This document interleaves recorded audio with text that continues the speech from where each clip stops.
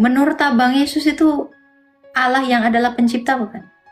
Oke, Allah kalau menurut saya sendiri ketika saya membaca Alkitab, Yesus itu adalah firman Allah, memang Allah. Itu jelas, itu Yesus memang Allah. Segala sesuatu dijadikan sebelum segala sesuatu dijadikan dalam Yohanes 17 ayat 24. Nah, ketika kita masuk Yohanes 1 ayat 14 itu dia menjadi manusia atau menjadi daging dalam terjemahan lama. Nah, ketika menjadi daging itu menurut manusia, apakah dia manusia ataupun pura-pura jadi manusia, itu yang saya tidak setuju kepada Agatha. Loh, siapa yang bilang pura-pura? Nah, oke, baik. Tapi kita tidak diskusi ya. Tunggu, enggak. Kapan saya bilang Yesus tuh pura-pura jadi manusia? Oke, apakah manusia itu menyembah Allah? Apakah manusia itu menyembah Tuhan? Manusia mana? Saya. Ya, apakah manusia Yesus itu menyembah Tuhan? Enggak. Oh, tidak. Karena dia memang Tuhan. Apakah Yesus Orang itu Allah. menyembah Bapa di surga? Enggak. Bagaimana Allah menyembah Allah? Ada berapa Allah, Bang? Inilah begini Agatha. Ketika kita berbicara Duinatur, kau tanya Romo itu, Romo Daniel, itu memang saya sepakat dengan Romo Daniel. Tapi ketika kamu bahkan nggak tahu apa yang dijelaskan Romo Daniel, tapi potong-potong. Saya tahu itu. Bukan, saya penuhi Pak Muriwani. Oke, kita fokus yang ke saya tadi. Kamu bilang Baik. saya mengatakan Yesus pura-pura jadi manusia. Enggak. Saya nggak pernah bilang. Saya tidak mengatakan Yesus pura-pura jadi manusia, ya. Yang mengatakan pura-pura jadi manusia siapa? Ya, saya tanya Anda, apakah Yesus itu hamba daripada Tuhan?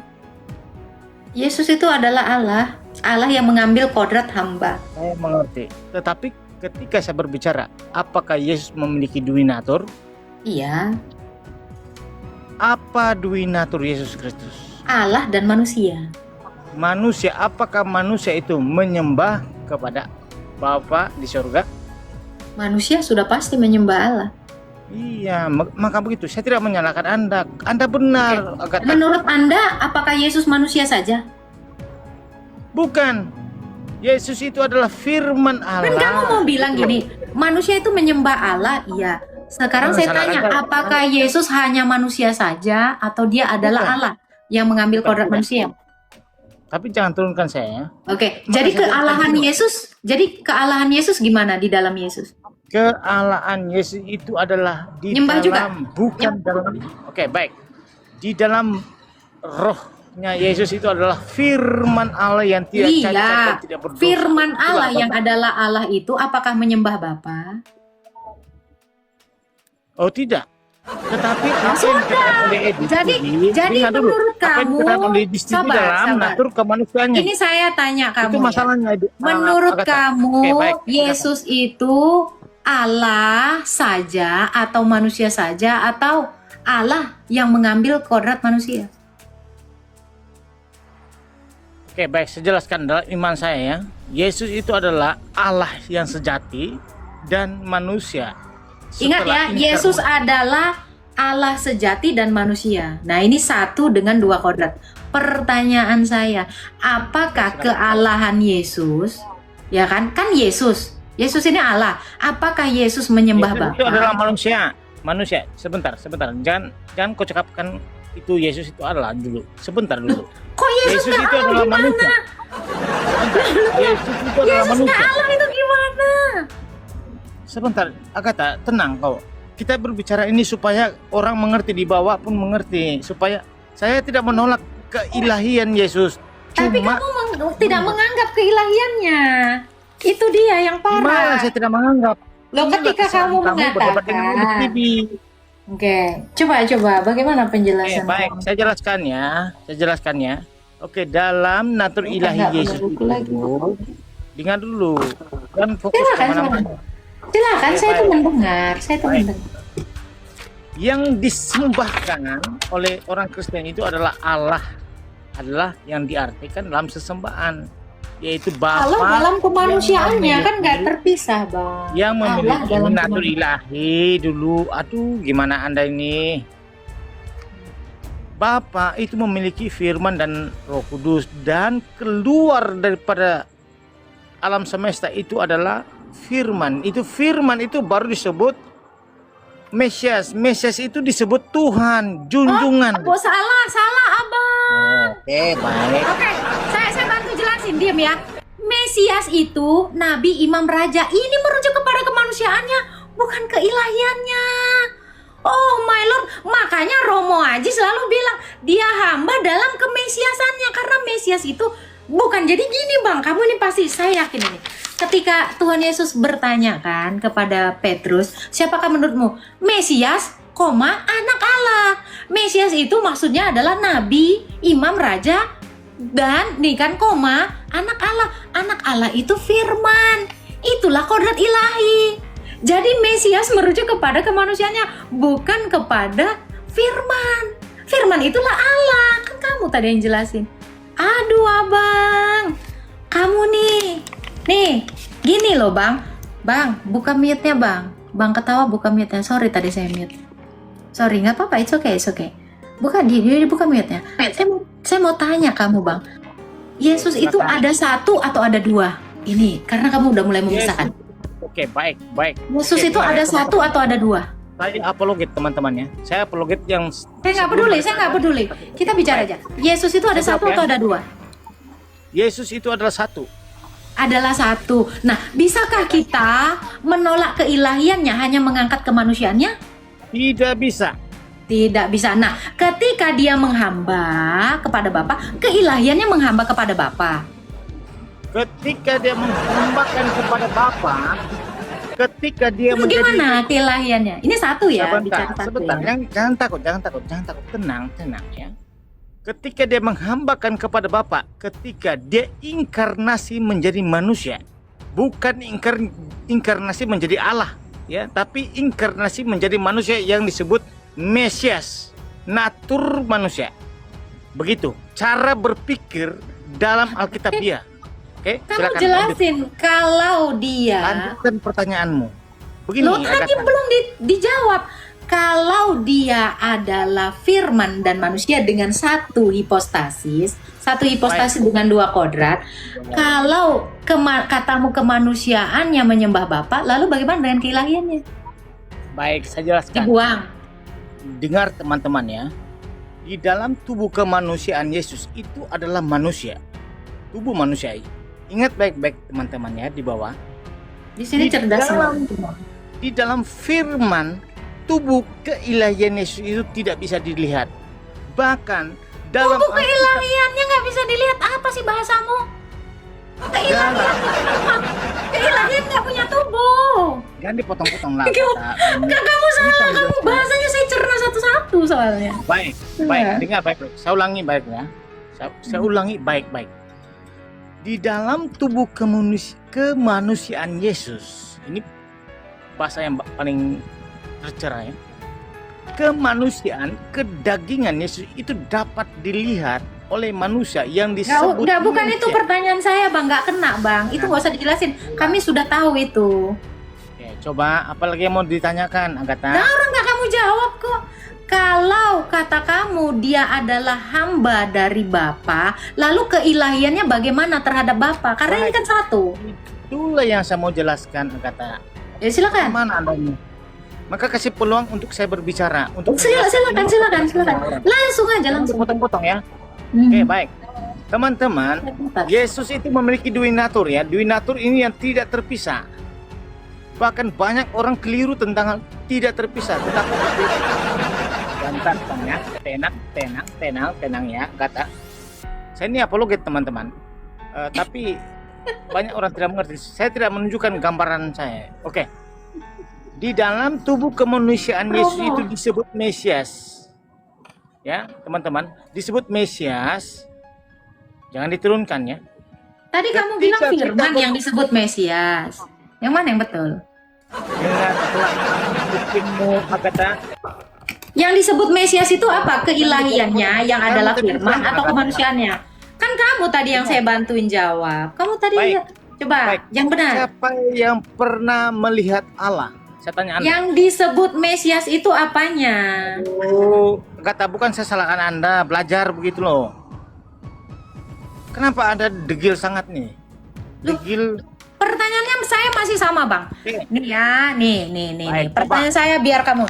Ini kan Yesus ya, firman dan manusia. Ini satu, hanya satu. Nah, Oke. kalau kamu katakan Yesus ini hamba, maka keilahiannya menghamba dong. Betul nggak? Karena Salah, ini nggak bisa salah. dipisahkan. Salah. Loh, terus gimana? Ayo, silakan. Baik, jelaskan. Oke, Silakan. Karena Oke, Yesus manusia. itu adalah firman Allah dan manusia. Ini Oke, satu ya. Tunggu Bang, saya tanya Bang. Saya tanya Bang, ini Yesus ini satu toh? Satu. Ya kan? Nah, Itu bagaimana bukan inkarnasi, kamu kan? mengatakan Allah yang ketambahan kodrat daging menghamba kepada Bapa? Baik, sudah. Nah, bagaimana Jelaskan caranya ya. Allah menyembah Allah? Kasih peluang saya berbicara untuk menjelaskan itu. Kamu dari lari tadi kemana-mana muter itu. Bang, kamu nggak Kan menjawab ini apa-apa. takut ini. Ketika saya mau menjelaskan kodrat ilahi dan kodrat kemanusiaan, kau takut. Oke, Itu, saya tanya Bang. sekali lagi Bang, bukan takut di sini nggak usah ngomong kayak gitu. Itu hek hominem namanya Bang. Saya tanya Bang, yang digelari Mesias itu kemanusiaannya atau keilahiannya? Kemanusiaan. Tidak ada keilahian itu. Oh, tadi bilangnya firman, udah ganti sekarang, udah pintar di sini ya. Bagus. Nah, kemesiasan itu, nah ini makanya saya bilang salah. Kalau kamu mengatakan Mesias itu untuk kodrat kemanusiaannya saja, salah. Dia saya kasih jawaban yang salah, biar dia ngikut. Karena saya tahu kamu nggak punya ilmu, makanya kamu nggak punya pendirian. Iya, jadi kemesiasan Yesus nih, daripada kamu nggak ada ilmu, ya nih saya bilang, ini jadi kemesiasan, gelar Mesias. Kamu diem dulu di bawah deh, nih saya ajarin deh kalian. Kalian kan botol ya, kamu ngaku-ngaku apologet kok. Yesus itu Mesias bukan gelarnya. Iya, gelarnya Mesias. Apakah ini hanya merujuk kepada kemanusiaannya? Tidak. Tetapi karena dia sudah menambahkan kodrat manusia, jadi ini disebut Mesias. Makanya kodrat kemanusiaan Yesus itu tidak pernah berakhir. Tapi dalam keilahiannya dia tetap satu di dalam Bapa. Makanya dia tidak bisa disebut hamba sebagaimana saya hamba. Nih, saya kasih contoh ya. Aduh, habis bukuku. Nih, Akatis ini. Nih ya. Ini Agatha. Ya, ini manusia toh. Manusia. Yesus, ya. Nih Yesus. Ini adalah Allah dan manusia. Nah, ini hamba, Agatha hamba sebagai hamba kepada Sang Tritunggal. Nah ini kan satu di dalam keilahian Yesus. Nah, kehambaan saya dengan kehambaan Yesus itu tidak sama. Makanya Yesus mengatakan di Yohanes berapa itu, ya, aku akan pergi kepada Allahku dan Allahmu. Jadi dikatakan Yesus punya Allah karena dia firman. Karena dia firman milik Bapa. Jadi kita itu punya Allah sebagai hamba, tetapi Yesus punya Allah sebagai firman. Keilahiannya yang satu dengan Sang Bapa. Gitu loh. Nah, karena dia dikatakan sudah mengambil kodrat manusia dan seperti, makanya dia melayani, memberikan nyawa dari kemanusiaannya itu sebagai keselamatan kita, si Agatha. Dan bolehkah dia dikatakan menuhankan Bapa? Tidak, karena dia satu dalam kodratnya sebagai firman. Makanya beda penghambaan saya dengan dia yang seperti hamba. Loh, kalau kamu tidak mengerti ini, ya kamu itu error. Ngerti nggak? Makanya tidak bisa dikatakan Mesias itu hanya ke ilahiannya. Kalian semua para herder menganggap arti Mesias gara-gara di Matius 18 ayat 17 waktu Petrus ditanya sama Tuhan Yesus. Itu makanya kan nih. Aduh, ayat, siapa yang bisa baca ayat? Nih saya tunjukin ya. Nih biar clear ya. Kamu tuh gak paham betul. Ya, jadi saya paham yang diajarkan Romo karena saya juga lama sekali belajar untuk itu. Kamu ini si apologet tadi siapa tadi namanya? Nah, ini kan Matius 16 kan Yesus ini nanya kan. Nah, ini langsung Petrus mengatakan duinatur. Ya. Lalu Yesus bertanya kepada Petrus nih ya kan. Ya, dan aku pun berkata, ya, engkau adalah Petrus. Nah ini ya. Maka jawab Simon Petrus, engkau adalah Mesias. Ini anak Allah. Ini dia mengatakan duinatur Yesus loh. Mesias ini dengan ini kemanusiaan, dengan keilahian. Karena Mesias ini adalah gelar untuk imam, raja, dan nabi. Ini duinatur. Makanya Petrus mengatakan engkau adalah Mesias, anak Allah. Satu Yesus dengan manusia dan Allah. Begitu. Jadi nggak bisa. Makanya Yesus berkata, coba cari. Yang Yesus bilang ini, jangan kamu memegang aku, sebab aku belum pergi kepada Bapakmu dan Bapakku, Allahku dan Allahmu.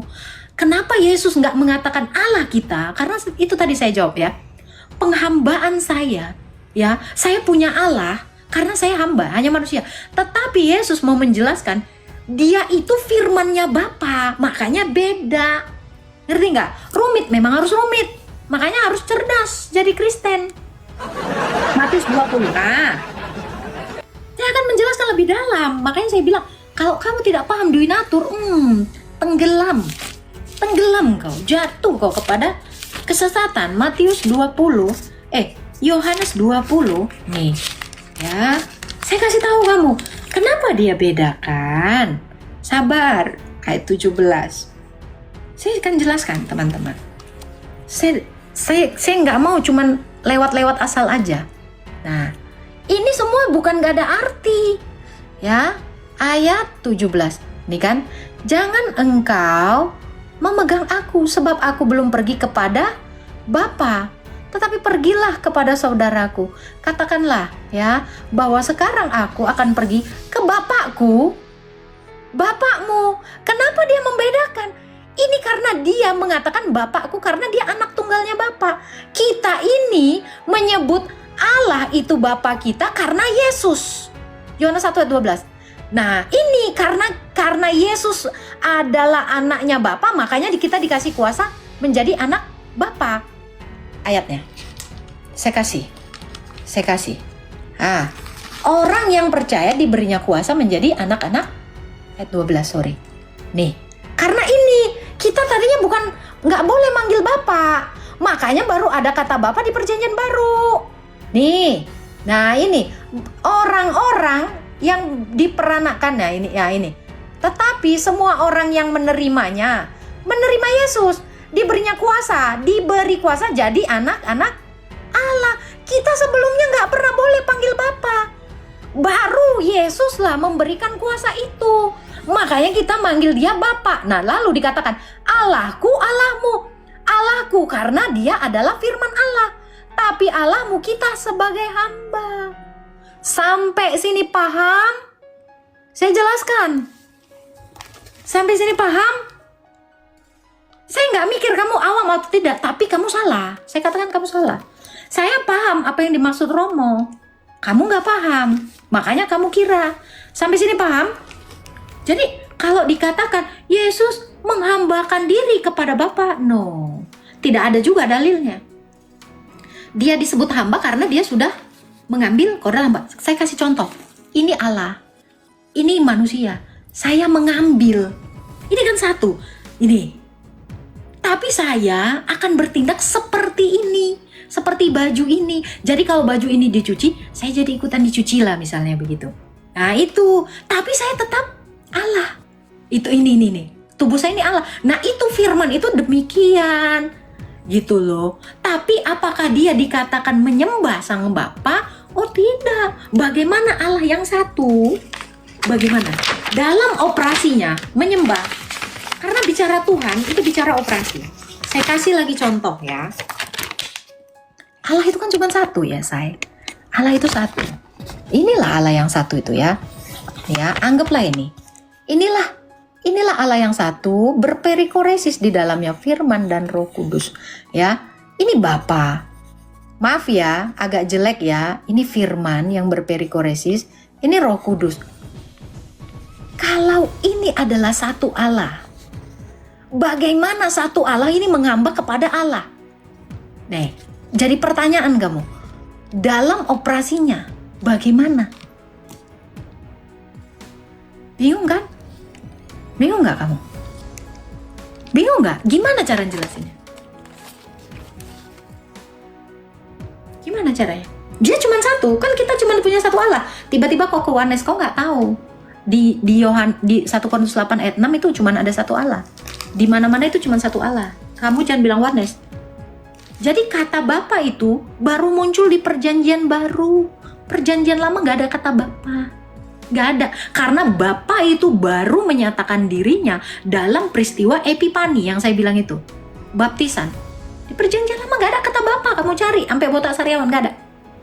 Disinilah di perjanjian baru Yesus mengatakan Bapa itu dinyatakan oleh aku. Begitu. Sampai sini paham? Jangan bilang oneness, karena Bapak, kalau kamu mengatakan Bapa di perjanjian lama, Yesus di perjanjian baru, itu oneness. Jadi Allah itu kadang-kadang jadi Bapa, kadang jadi anak. Nah itu oneness. Kalau saya konsisten. Allah itu cuma satu dari dulu. Dinyatakan oleh firman, Yohanes 1 ayat 18. Gitu. Jadi nggak bisa. Nggak bisa. Nah kamu aja tadi ngira firman itu tuh yang disebut Mesias. Itu salah. Mesias artinya Kristus diurapi. Ya. Itu karena firman itu menambahkan kodrat manusia lah, makanya Bapa mengurapinya. Kalau nggak Allah itu ngapain mengurapi dirinya sendiri? Logikanya kan gitu. Karena dia sudah menambahkan kodrat manusia lah, makanya Bapa mengurapinya. Arti Mesias itu adalah imam, raja, dan nabi. Imam, raja, dan nabi ini manusia. Inilah Mesias. Jadi bicara Mesias itu bicara manusia. Bukan bicara Allah, tetapi karena dia sudah menambahkan karena dia adalah Allah yang sudah menambahkan kodrat manusia, maka dia kemesiasannya untuk selama-lamanya, karena tak terganti.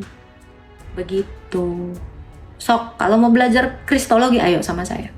Belajar Tritunggal, mari sama saya. Saya fokus kepada kristologi, bukan kepada Tritunggal. Jadi kalau kamu menghantam saya dengan kata-kata oneness, kelihatan banget lu goblok. Kenapa? Mohon maaf, kamu tidak tahu. Karena pembanding dari Tritunggal itu oneness. Saya menjelaskan kristologi. Pembanding dari kristologi itu adalah monofisitisme. Jadi besok-besok jangan panggil saya oneness. Monofisit bilang. Iya. Ini makanya saya bilang Kak Blen itu tidak tahu. Iya. Jadi antitesis dari Dwinatur itu adalah monofisitisme. Bukan oneness. Oneness itu antitesis dari Tritunggal. Itu. Makanya saya bilang ya, kamu mau menuduh aja kamu nggak tahu cara menuduh. Saya akan tahu. Jadi kalau ada menjelaskan tentang Yesus terus dia merujuk kepada kemanusiaannya aja, ya udah. Itu adalah pemahaman Nestorian atau Unitarian. Nah, tetapi kalau kamu keilahiannya saja, saya akan tahu kamu bidat monofisit. Nah itu, kalau saya seperti itu, saya nggak akan lari ke oneness, kejauhan sayang. Nah gitu ya. Nah fokus. Kamu kalau mau menjelaskan ya, ngaku apologet, kamu jelaskan sedetil itu. Jangan kamu mutar-mutar nggak jelas. Saya nggak suka. Buang-buang waktu. Terima kasih Agatha. Terima kasih juga, saya juga memang senang juga sebenarnya, memang saya senang dengan Anda. No. Apa yang mau kamu tanyakan tentang yang saya jelaskan tadi? Mudah-mudahan kamu paham. Oke, baik. Anda jelaskan tadi tentang pengertian Duinatur itu Yesus. Kita bicara Duinatur Yesus.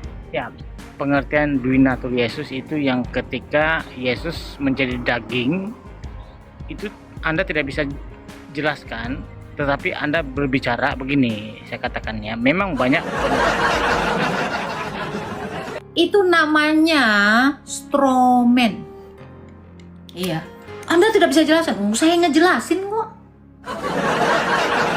Saya nggak suka, Bang. Itu stromen. Dalam diskusi, kamu itu udah sesat berpikir. Kamu tidak menarasikan argumentasi kamu, tapi kamu nyerang. Tidak menjelaskan. Loh, 1.200 orang ini tadi dengar saya menjelaskan. Apa perlu saya ulang lagi? Ya diturunin lah. Gak boleh, Bang, dalam diskusi gak boleh berdusta. Stromen itu haram hukumnya dalam diskusi. Ada aturan, Bang. Ini saya bilang kamu tidak tahu norma-norma berdiskusi. No, itu gak boleh diungkapkan. Karena kesimpulan nanti kamu itu sudah menjudge. Kamu tidak menjelaskan dari tadi. Ya, saya ulang lagi nih. Saya ulang ya. Aduh, teman-teman. Nih, saya harus habiskan banyak buku untuk menjelaskannya ya. Tapi it's okay. Ini loh. Ini. Ini kan Bapa. Ini kita bicara Tritunggal ya. Ini satu ya. Nih, saya bikin gini ya. Ini Bapa. Di dalamnya ini berperikoresis. Ada firman. Allah itu satu, say. Allah itu nggak tiga, say. Ini firman. Ini Roh Kudus. Kudus. Ini. Allah itu cuma satu. Bagaimana Allah yang satu ini menyembah? Bagaimana? Roh Kudus menyembah Bapa, bisa tidak? Nggak bisa. Allah cuma satu. Firman menyembah Bapa, bisa nggak? Nggak bisa, nggak bisa. Allah yang satu nggak melakukan penyembahan terhadap dirinya. Betul? Sampai sini saya tanya dulu kalian. Betul tidak? Nanti saya bicarakan. Bisa tidak firman ini menyembah Bapa? Nggak ada ayatnya. Tapi firman mengasihi Bapa dicurahkan Roh Kudus ada ayatnya. Ini nggak bisa. Ini nggak bisa. Oke. Lalu dia kan diutus ke dunia oleh sang Bapa. Bapa mengutus firman ke dunia toh. Nah, firman dong. Firman satu di surga dan juga di bumi. Yohanes 1 ayat 10 ayatnya. Dia telah ada di bumi dan di bumi diciptakan oleh dia. Dia itu datang ke dunia. Yohanes 1 ayat 9. Ya. Nih, lalu dia kan ketambahan kodrat manusia. Ini namanya apa? Yesus. Kenapa ada gelar Tuhan? Nih, kalian juga harus tahu arti Tuhan.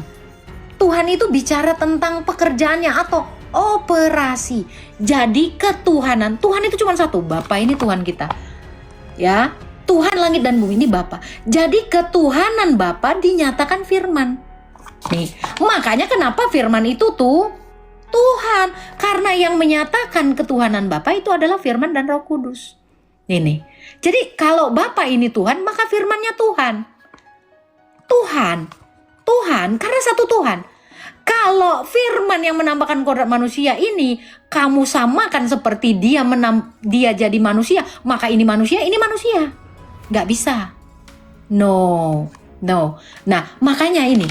Nah, firman yang sudah menambahkan kodrat manusia melalui kelahiran di rahimnya Maria, ini kan terjadinya penambahan kodrat ini, inkarnasi. Yang kita sebut inkarnasi, ini di rahimnya Maria. Nah, ini. Jadi dia tetap Allah, satu di Bapa dan juga satu di dalam kodrat kemanusiaannya. Dan dia sebagai firman mengejawantahkan keilahiannya. Sang Bapa, ketuhanan Sang Bapa, kepenguasaan Bapa dinyatakan oleh firman ini.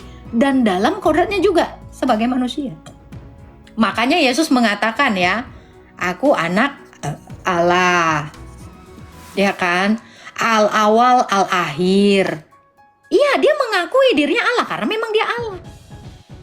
Ini, tapi dalam kodratnya sebagai manusia, ini kan dia ketambahan kodrat manusia. Dia tidak berhenti jadi Allah. Filipi 2 ayat 7. Ayat 6, dari ayat 6 sampai ayat 7. Ini. Nah, dia ini kan Allah ya. Allah itu nyembah nggak? Enggak. Tetapi karena sudah menambahkan kodrat manusianya dan dia menyerahkan nyawanya di kayu salib, maka tindakan menyerahkan nyawa itulah yang disebut hamba. Karena dia datang untuk melayani, tetapi dia bukan hamba. Namun dia melakukan pekerjaan hamba. Ini. Jadi apakah firman yang satu di dalam Allah ini menyembah Bapa? Ya tidak. Tidak menyembah. Dia dikatakan hamba karena kodrat manusianya ini menyerahkan nyawa sebagai tebusan. Oh, inilah yang dikatakan karya keselamatan tadi melalui kayu salib. Jadi tidak bisa dia dikatakan sama seperti kita. Dan Yesus pun selalu mengatakan, Allahku Allahmu, bukan Allah kita. Sampai sini paham? Dia disebut memiliki kodrat hamba, seperti hamba. Kenapa dia dibilang seperti hamba? Oleh sebab dia menyerahkan nyawanya. Karena ini kan sebab anak manusia, bukan anak Allah loh dia bilang. Sebab anak manusia datang untuk melayani. Yang disebut melayani apa? Romo Haji kemarin kesini loh, telepon saya jelasin. Yang disebut melayani apa? Hamba. Itu karena dia menyerahkan nyawanya lah. Dalam keselamatan itu, kan menyelamatkan itu sebagai Mesias ya. Itu kan dia menyerahkan nyawanya. Karena dia menyerahkan nyawanya, dia disebut hamba. Disebut hamba. Tapi dia Allah. Sampai sini paham? Bisa nggak kalian jelasin kayak tadi? Nah itu. Jadi kenapa dia di dalam dikatakan ya seperti hamba? Nah seperti dinubuatkan di dalam Yesaya. Itu yang dikutip di dalam Matius 12 dari ayat 15. Dia mau memberikan itu. Sama Romo Haji lebih banyak lagi nih ayatnya. Ini saya nggak usah tunjukin aja ayatnya. Seperti itu. Sampai sini paham? Mudah-mudahan paham kalian. Jadi bisakah kita mengatakan Allah yang satu itu, yaitu Bapa dalam firman dan dalam rohnya itu menyembah? Gak bisa. Karena apa yang dikerjakan Bapa itu yang dikerjakan anak. Jadi kalau anak menjadi seperti hamba, Bapa tidak bisa menjadi sama seperti hamba. Bagaimana Bapa jadi hamba? Konsekuensinya begitu. Karena Yohanes 5 ayat 20. Kalian baca di situ. Bahkan disuruh kamu menghormati anak sama seperti menghormati Bapa. Artinya Yesus dapat penyembahan karena dia adalah yang ilahi. Makanya kemarin, jadi yang kalian sembah siapa, Bun? Keilahiannya dalam kemanusiaan. Keilahiannya yang di dalam, yang satu di dalam Bapa dan Roh Kudus. Itu jadi nggak bisa kita boleh membedakan kemanusiaan dengan keilahiannya, tapi tidak boleh memisahnya. Karena Yesus itu satu. Makanya tadi pertanyaan saya kepada kamu yang aku apologet, Yesus itu ada berapa biji? Makanya itu gak bisa dipisah-pisah.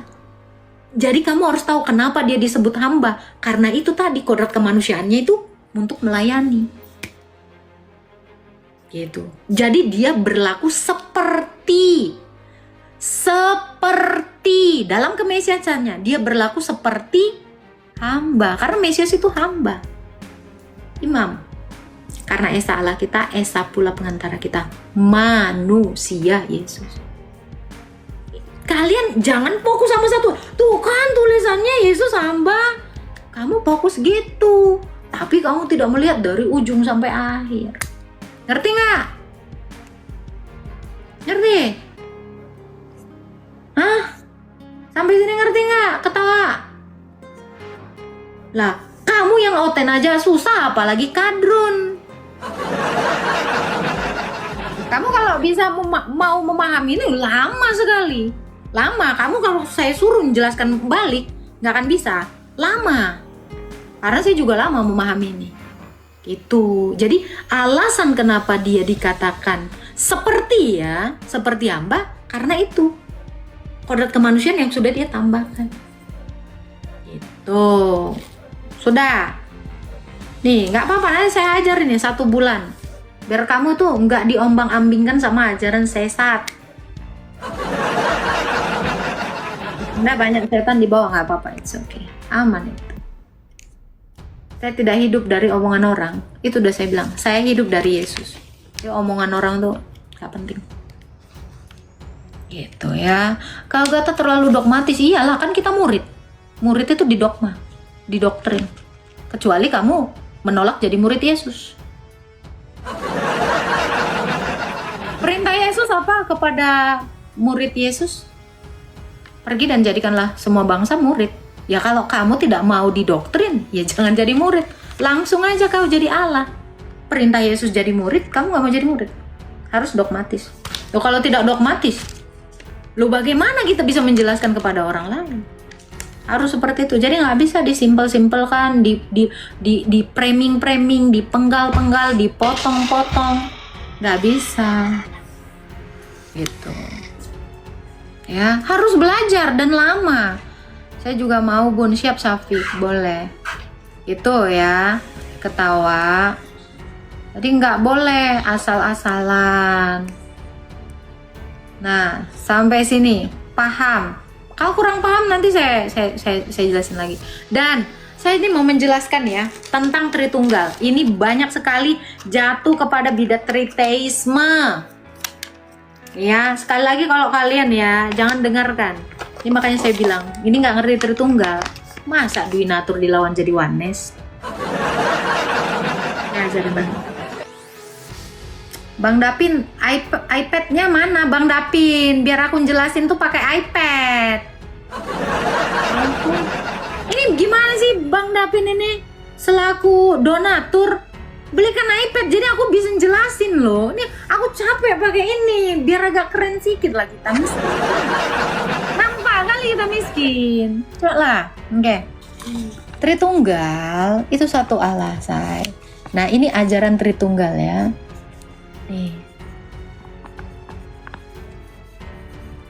ya, Tritunggal ini kan 3 dalam 1,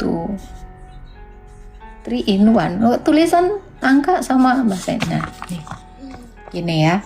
Ini tadi seperti yang saya jelaskan. Nah, Allah itu seperti ini. Ya, inilah Sang Bapa, inilah Sang Firman. Sang Firman. Ini saling mendiami ya. Firman. Ini Roh Kudus. Nah, Roh Kudus. Bapa ini dinyatakan ya. Akulah Allah. Bapa ini kan Allah. Ini kan Allah. Ini tertulis di 1 Korintus 8 ayat 6. Ini kan, ketika Bapa ini memperkenalkan dirinya, akulah Allah, yang ngomong ini. Yang menyatakannya itu ini. Lalu Roh Kudus ini nemplok ke para nabi. Nah, sehingga nabi itu mengkonfirmasi, yes, ini Allah gue. Melalui ini, firman. Jadi, ini kan Yesus ini yang adalah Allah. Dia kan Tuhan. Tuhan langit dan bumi. Ketuhanan Bapa dinyatakan firman. Dan Roh Kudus. Itu. Jadi Bapa ini gini. Nih ya. Bapa. Dia kan mengutus firmannya. Ya. Bapa ini satu. Ini kan satu di dalam ini ya. Mengutus firmannya ke dunia. Ya. Lalu juga mengutus Roh Kudus. Jadi satu sumbernya, Bapa. Ini. Dan Roh Kudus ini pun bersaksi tentang firman. Jadi Bapa Bapa ini dinyatakan oleh firman, akulah Tuhan, akulah Allah, aku yang menciptakan. Jadi Bapa menciptakan melalui firman dan Roh Kudus. Jadi karena Bapa ini yang adalah Tuhan, maka ketika dia menciptakan, itu kan bicara kepenguasaannya, itu bicara tentang Tuhan, itu dinyatakan oleh ini. Nih, begitu. Jadi Bapa ini tidak ada di PL. Di PL kamu nggak akan nemukan kata Bapa di sini. Kenapa? Karena yang menyatakan itu firman dan Roh Kudus. Dan Roh Kudus inilah yang mengurapi semua manusia sehingga mengidentifikasi bahwa Bapa adalah Allah seperti yang dinyatakan firman. Nah itu. Ya, jadi nggak ada di PL kata Bapa. Kasih tahu Pak Erben, kau oneness Pak, bilang. Nggak ada. Nggak ada. Kamu cari ada kata Bapa di PL. Nggak ada sama sekali. Jadi siapa yang ketemu di PL? Ini. Inilah yang menyatakannya. Mana dalilnya Bunda? Yohanes 1 ayat 18. Ini yang menyatakannya adalah firman. Yang mengurapi semua nabi itu ini. Nah, jadi bisa Abraham tahu kan, fix, ini Yesus, ini Tuhanku, karena ada Roh Kudus. Makanya yang berbicara kepada para nabi itu adalah Roh Kudus yang menyatakan siapa Bapa itu melalui firman. Ini, jadi firman dan Roh Kudus ini bekerja bersama-sama menyatakan Bapa. Tuh, baru ada kata Bapa itu di PB. Iya, jadi ketika Bapa itu di PB, waktu dia menyatakan dalam peristiwa Epifani atau Teofani namanya, penampakan ilahi Sang Tritunggal itu. Bapa berkata begini, inilah anak yang dikukasihi, karena udah nambah tadi kodrat manusia. Kepadanya lah aku berkenan, dengarkanlah ia, Roh Kudus turun mengurapinya. Jadi Bapa dinyatakan oleh firman dan Roh Kudus. Gitu. Jadi yang bilang, oh itu Bapa di PL, mana ada? Nggak ada. Kau cari sampai botak sariawan, paling Yesaya yang di apain namanya, diinin sama orang Masoret. Kitab saya nggak kisah Masoret. Yesaya berapa itu? Seorang putra lahir, terus tiba-tiba di bawahnya Allah yang perkasa, Bapa yang perkasa, Raja yang perkasa. Nah, itu nggak ada kata Bapa di situ. Itu Masoret itu, karena dia menolak Yesus. Tuh, jadi nggak ada di PL itu, nggak ada Bapa sayang, belum dinyatakan di situ, karena yang menyatakannya adalah firman. Ibrani 1 ayat 1, zaman dulu. Nah, Yesaya 9 ayat 6, nih aku kasih tahu ya, ini Masoret, salah, karena dia nyontek dari Alkitab kita. Kemarin ada yang nyela aku gini, bahasa Inggris kau jelek kali Agatha. Iya, aku orang Arab. Ya, aku tunjukin. Nggak ada kata Bapa di situ. Tapi aku tunjukin dulu ya. Di Masoret ya, Yesaya. Nih, biar kamu tahu. Saya pakai dua-duanya. Deuterokanonika saya pakai. Yesaya 9 ya. Nih, saya tunjukkan kamu. Kata Bapa itu nggak ada. Sampai botak sariawan kau nggak nemu Bapa, kata Bapa. Oke. Itu Yesus semua. Yesus itu yang berbicara dulu, sekarang, sampai selama-lamanya. Yang menyatakan Bapa itu Yesus. Nih ya. Yesaya, saya tunjukkan, nanti saya tunjukkan aslinya. Itu nggak ada di situ. Nih ya. Yesaya 9 ayat 6.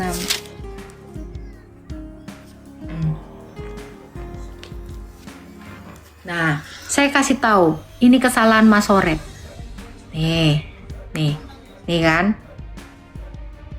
Oke. Sebab seorang anak, di sini jelas sekali anak, telah lahir untuk kita.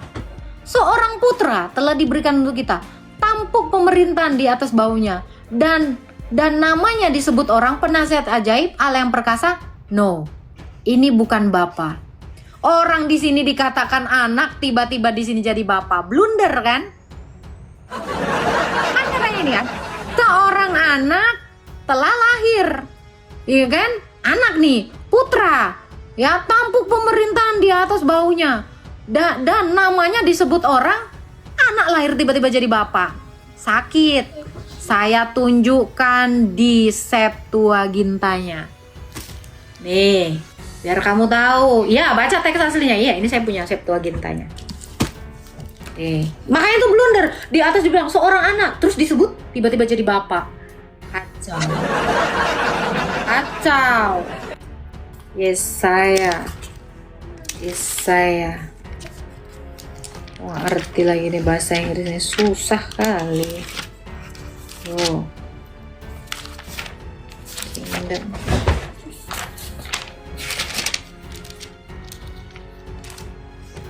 Deuteronomy.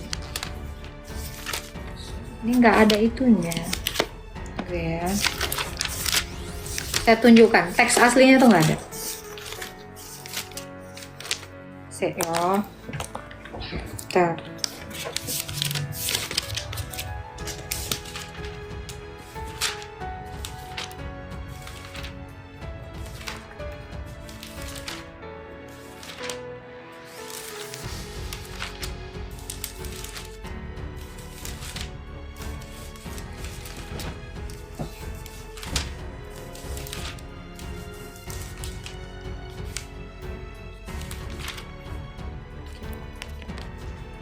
Susah karena nggak ada kayak gininya dia. Yesaya itu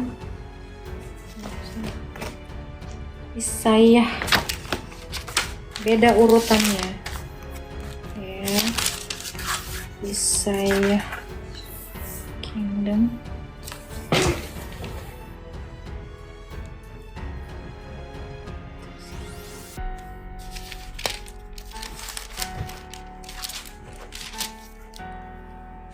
Apa bahasa Inggrisnya Yesaya? Isaiah ya? Apa teman-teman? Aku nggak begitu paham kalau aku. Apa bahasa Inggrisnya Yesaya itu yang mana? Isaiah 1058. Isaiah. Dia urutannya pun nggak sama kayak yang di sini. Ini ketemu. Obadiah.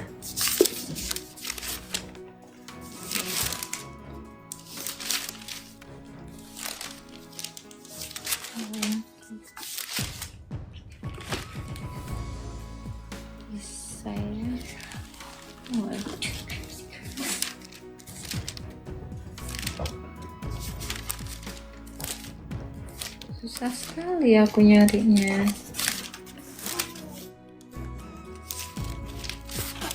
Kok Maleaki sih jadinya? Bentar. Maleaki. Isaiah. Jadi Isaiah itu setelah Maleaki tempatnya. Nih. Ya. Ayat berapa tadi? 6 ya? Sari ya? 5. 4 5. I will put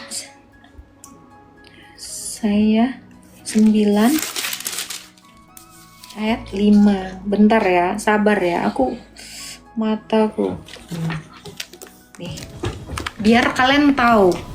Ayat 5 enggak itu nih ya, ini kitab saya nih, dia beda, jadi daftar isinya tidak sama nih. Isaiah itu di sini setelah Maleaki.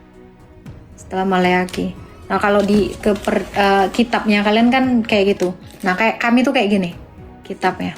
Ini dia setelah Maleaki itu Isaiah 9 ayat 5. 4. Oke. 5 mana? 5. Ini.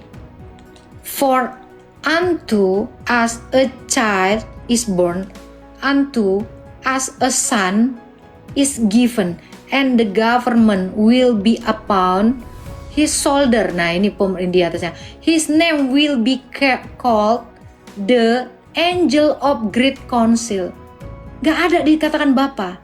Angel of Great Council, for I shall bring peace upon the rules, peace and health by him. Gak ada kata Bapa di sini. Gak ada kata Bapa. Ya, namanya akan disebut Angel of Great Council. Tiba-tiba Bapa yang perkasa. Gak ada saya. Gak ada. Ini dia. Sudah. Jadi gak ada kata Bapa di dalam PL. Gak ada sayang. Sudah. Jadi Yesaya 9 ayat 5 itu tidak demikian. Itu Masoret. Kamu pasti ngutip dari Masoret. Tapi kalau kamu ngutip dari Septuaginta, itu nggak akan ada. Gitu.